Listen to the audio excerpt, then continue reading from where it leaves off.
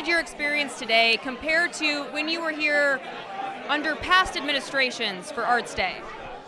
Well, I think like a lot of people in the country, there was a kind of look of confusion on everybody's face because no one really knows what's going on. And, it makes it so you have to be nimble and be willing to pivot. But I think that we were very well received. It's just that no one really could say this is what's happening or this is not what's happening. It was kind of like, we'll see what happens and maybe we'll be able to work together. So I'm hopeful that we will. What was your experience at the White House like specifically? Just like that. There's some really nice people. We were well received. We had a great conversation. They listened and took a lot of notes, and I think they're interested in what we're doing, and they don't know how to respond because no one knows right now. I mean, I don't mean to be negative about it. It's just what it is. Did anything surprise you at all today? Maybe the chief of staff of the senator from West Virginia, who was a young woman who said, she sat down and said, "Hi, I was a theater major," and I was like, never mind, you're hired.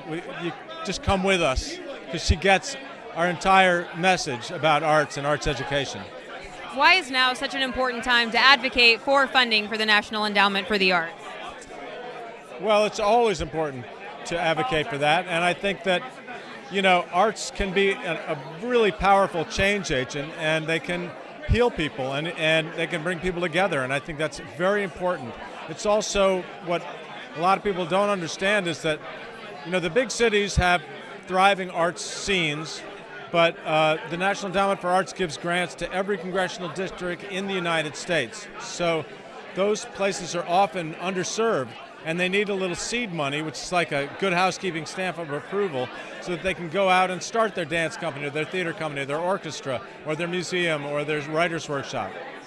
As the president of the Creative Coalition, what's the next step for you after a day like today? Where do you and the coalition go from here? I think we're waiting to see how the budget shakes out, when it shakes out. I think we have a lot of allies that we've cultivated over the years, and it just depends on where things land. So we're like everybody else. We're kind of like, we're here, we're trying to do our best. We come back every time, we talk to everybody. Arts is not a partisan endeavor. So we're hoping that the people that get the sort of more emotional, spiritual, enlightening part of arts will be on our team, and we also hope that the people that realize that for every dollar spent by the National Endowment for the Arts, $9 is returned to the economy.